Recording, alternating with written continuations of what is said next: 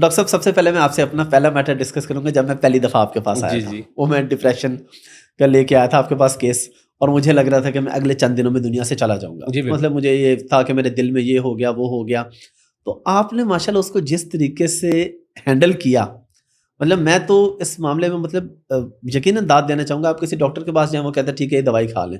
آپ نے مجھے پہلے آدھا گھنٹہ بٹھا کے میری کاؤنسلنگ کی, اور کاؤنسلنگ کر کے میڈیکیشن جو دی اس پہ اگرچہ میری وائف نے اعتراض بھی کیا کیونکہ وہ فارماسسٹ ہے, اس نے کہا یہ اس کی عادت پڑ جاتی ہے. آپ نے کہا بیٹا کچھ بھی نہیں ہوتا, اور واقعی 2 یا 3 ہفتے لگے ہوں گے, اور مجھے ابھی زندگی میں کبھی یاد بھی نہیں آتا کہ مجھے ڈپریشن ہوا تھا.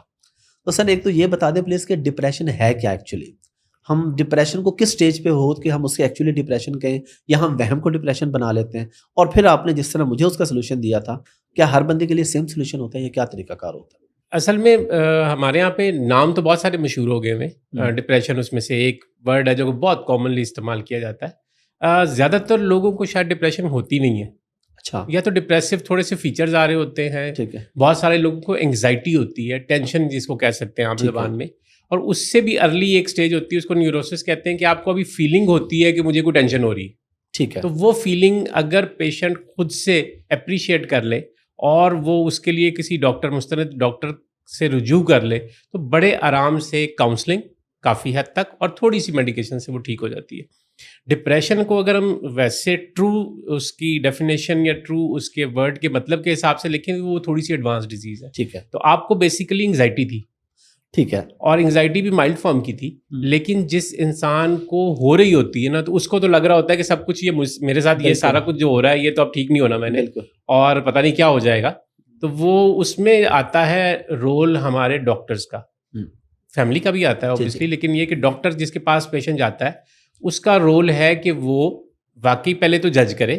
ہم اس کو اندازے سے یہ نہیں ڈیسیژن کر سکتے کہ یہ انگزائٹی ہی ہے, ہو سکتا ہے جینوئن کوئی پرابلم بھی ہو. ٹھیک ہے. سو سب سے پہلے ڈاکٹر کو کے لیے ضروری ہے کہ وہ یہ کنفرم کرے کہ اس کے پیچھے کوئی بیماری نہیں ہے, اور پھر اس کے بعد جب یہ کنفرم ہو جائے کہ بیماری اس کے پیچھے نہیں ہے, تو پھر اس کو کاؤنسلنگ اور ہلکی پھلکی میڈیکیشن. لیکن ہیلتھ ایجوکیٹ کرنا پیشنٹ کو یا اس کی فیملی کو بہت ضروری ہے, خاص طور پہ اپریہنشن, جیسے آپ کی وائف کو اپریہنشن تھی کہ دوائی تو لگ جائے گی اور اس کے بعد پھر دوبارہ چھوٹ نہیں سکیں گے. اور اکثر لوگوں کے لیے ہوتا ہے کہ ہم بخار کے لیے, کھانسی کے لیے, گلا خراب کے لیے, پیٹ درد کے لیے, شوگر بلڈ پریشر کے لیے دوائی کھانے کو تیار ہے. ہم انگزائٹی یا ڈپریشن یا جو نفسیاتی مسائل ہیں ان کے لیے دوائی کھانے کو تیار نہیں. وہ اس کے لیے ہم کہتے ہیں نہیں میں اپنی ول پاور سے ٹھیک کروں گا یا کروں گی. تو وہاں پہ بھی وہ بھی ایک مسئلہ ہے. برین ہماری جسم کا ہی حصہ ہے, اور اس کے فنکشن اگر پراپر نہیں ہو رہے تو اس کے لیے بہت سادہ سی دوائیوں سے ارلی فیز میں ہم یہ کنٹرول کر سکتے ہیں. مجھے نہیں یاد پڑتا, میں کوئی سائیکیٹرسٹ نہیں ہوں, تو اس لیے جو فل بلون ڈپریشن کے پیشنٹس ہوتے ہیں یا فل نفسیاتی مریض ہوتے ہیں ان کو تو میں ڈیل نہیں کرتا, میں ریفر کر دیتا ہوں.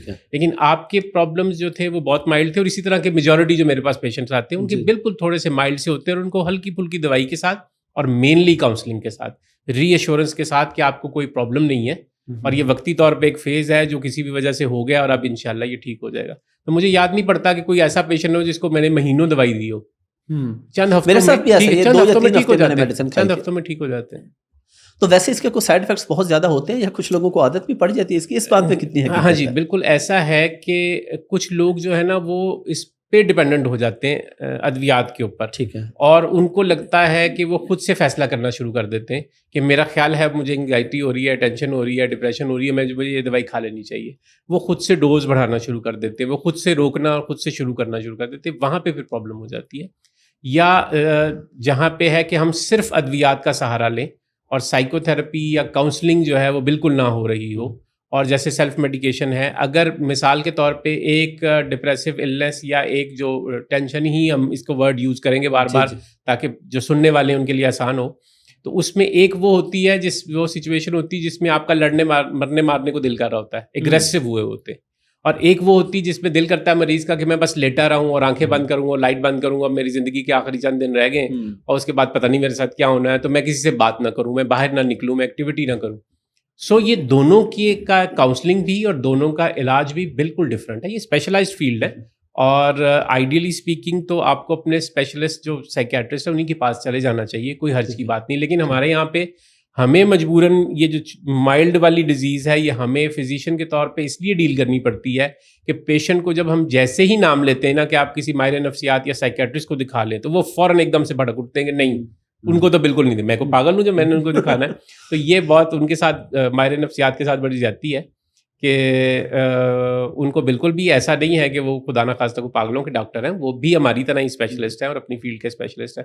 سو جب تک ہم یہ نہیں دیکھیں گے کہ مریض کو کون سی علامات آ رہی ہیں اور اس کے لیے کون سی میڈیسن بہتر ہے، ایک سائنس ہے یہ بھی ایک، بالکل. سو اس وقت تک کام نہیں چلے گا. تو جب لوگ غلط قسم کی دوائیاں خود سے لینا شروع کر دیں گے، یا ہمارے ہاں یہ بھی رواج ہے کہ فارمیسیز پہ جاتے ہیں، اپنی 2-4 علامات بتاتے ہیں اور وہ اس کو دے دیتے ہیں. اور ہم اپنی بہت دفعہ ایسا ہوا ہوگا، آپ نے بھی نوٹس کیا ہوگا، میں تو اکثر ہی نوٹس کر رہا ہوتا ہوں کہ جب ہم فارمیسی پہ کھڑے ہوتے ہیں کسی دوائی لینے کے لیے تو کوئی نہ کوئی پیشنٹ آتا ہے اور جو دوائی لینے کے لیے کاؤنٹر پہ لوگ ہوتے ہیں وہ سمٹم سن کے، تو میں نے ایک کچھ ریسنٹلی سنا تو انہوں نے کہا جی کہ آپ کو اور کچھ نہیں ہے، آپ کو انگزائٹی ہے. اور اس پیشنٹ کو چیسٹ پین ہو رہی تھی. تو پھر مجھ سے نہیں رہا گیا اور میں نے اس کو کہا کہ آپ کو جو چیسٹ پین ہو رہی ہے یہ ہو سکتا ہے انگزائٹی سے ہی ہو، لیکن اگر یہ انگزائٹی نہ ہوئی تو اس کا نتیجہ کتنا خطرناک نکل سکتا ہے. لہٰذا میرا مشورہ یہی کہ آپ فوری طور پہ کسی ایسی جگہ پہ جہاں پہ ECG ہو سکے اور ڈاکٹر بیٹھا ہو وہاں پہ چلے جائیں. تو خیر وہ سمجھ گیا اور وہ پیشنٹ پھر وہاں سے چلا گیا کہ میں جا رہا ہوں، کہ قریبی ہاسپٹل تھا وہاں پہ، اس نے کہا میں چلا جاتا ہوں. سو یہ وجوہات ہیں جس کی وجہ سے پھر وہ عادت پڑ جاتی ہے پیشنٹ کو کہ بار بار خود سے دوائی شروع کرنا، خود سے بند کرنا، غلط دوائی لے لینا. ادروائز جینونلی بہت کم ایسے پیشنٹس ہیں جو نفسیاتی بیماریوں کا شکار ہے جینون کہ ان کو بھی ہمیشہ ساری عمر ہی دوائی کھانی پڑے. میجورٹی کو بند ہو جاتی ہے یا کم ہو جاتی ہے اگر وہ پراپر علاج کروائیں اس کا. آپ ماشاءاللہ کیونکہ پڑھاتے ہیں، بلکہ پڑھانے والوں کو بھی پڑھاتے ہیں، ڈاکٹرز کو بھی، تو مجھے یہ بات یاد ہے کہ جب میری آپ نے ECG کروائی تھی تو میری تسلی نہیں ہو رہی تھی. آپ نے مجھے کہا تھا کہ اگر میں صبح کلاس میں لیکچر میں دکھانا چاہوں بچوں کو کہ پرفیکٹ کسی کا اگر ہارٹ کام کر رہا ہو کیسا ہوتا ہے تو میں یہ دکھاؤں گا.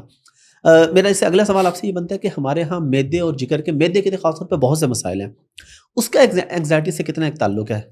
میدے کا انگزائٹی کے ساتھ کافی زیادہ تعلق ہے، بلکہ میرے خیال میں تمام جسم کے امراض کا انگزائٹی کے ساتھ کافی گہرا تعلق ہے.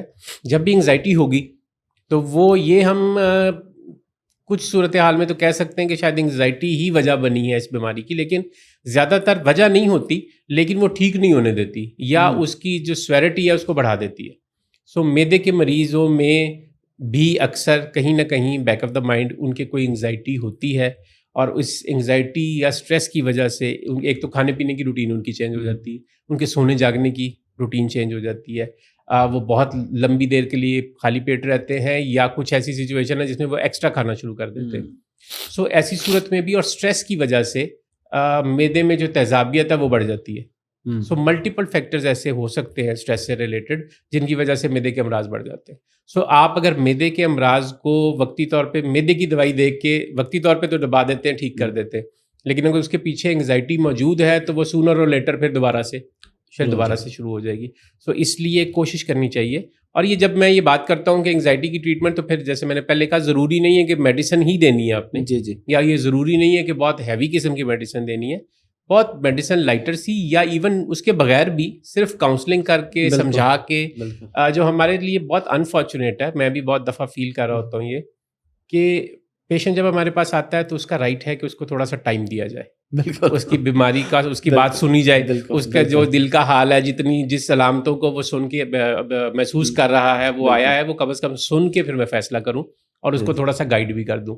لیکن انفارچونیٹلی ٹائم نہیں ہے اب ہمارے پاس. تو ہم اس وجہ سے جب پیشنٹ کو جلدی بھی دیکھ رہے ہوتے ہیں، اس کو ہیلتھ ایجوکیٹ نہیں کر رہے ہوتے، اس کو تسلی نہیں دے رہے ہوتے، تو وہ جو ہے اس کا ڈیفینیٹلی اثر مختلف بیماریوں پہ پڑتا ہے اور ٹینشن انگزائٹی پہ بھی پڑتا ہے. یہ تو بالکل میرے ساتھ بھی ہوا ہے جب بھی، بلکہ میں اپنی فیملی سے یہ کہتا ہوں کہ میں اگر ڈاکٹر صاحب کے پاس جا رہا ہوں نا تو انشاءاللہ آدھا تو میں ویسے ہی ٹھیک ہو جاؤں گا. کاؤنسلنگ اور بات چیت سے کہ تسلی سے ہوتا ہے.